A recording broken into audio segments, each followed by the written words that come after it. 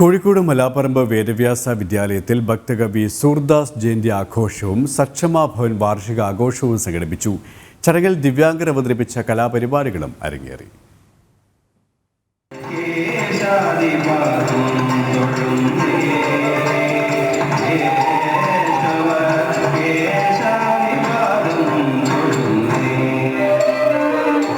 മഹാനായ കവിയും സംഗീത പ്രതിഭയുമൊക്കെയായിരുന്നു ജന്മനാ കാഴ്ചശേഷിയില്ലാതിരുന്ന കൃഷ്ണഭക്തനായ കവി സൂർദാസ്. ഭക്തകവി സൂർദാസ് ജയന്തിയോടനുബന്ധിച്ച് സമദൃഷ്ടി ചാരിറ്റബിൾ ട്രസ്റ്റ് കോഴിക്കോട് നടത്തിയ പരിപാടി ദിവ്യാംഗർ ആഘോഷമാക്കി. പരിമിതികൾ കഴിവുകളെ മറയ്ക്കുന്നില്ല എന്ന് അവർ വിളിച്ചു പറഞ്ഞു.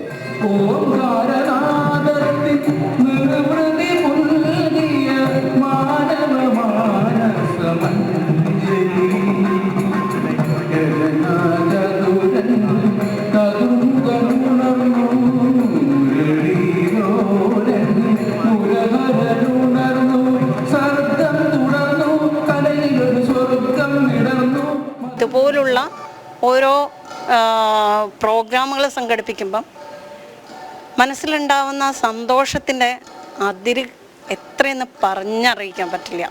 ഇപ്പം ഒരു 10 പേര് വീൽ ചെയറിലിരിക്കുന്ന 10 പേര് പുറത്തേക്ക് ഇറങ്ങുന്ന സമയത്ത് എല്ലാവരും നോക്കിക്കാണുന്ന ഒരു രീതിയുണ്ട്. അത് മാറണം.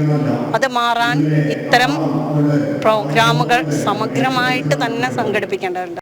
ശാരീരികവും മാനസികവുമായ വെല്ലുവിളികൾ നേരിടുന്നവരുടെ ആരോഗ്യം, വിദ്യാഭ്യാസം, തൊഴിൽ, വ്യക്തിഗത മികവുകളുടെ പരിപോഷണം തുടങ്ങിയ പ്രവർത്തനങ്ങളാണ് സക്ഷമയുടെ നേതൃത്വത്തിൽ നടക്കുന്നത്.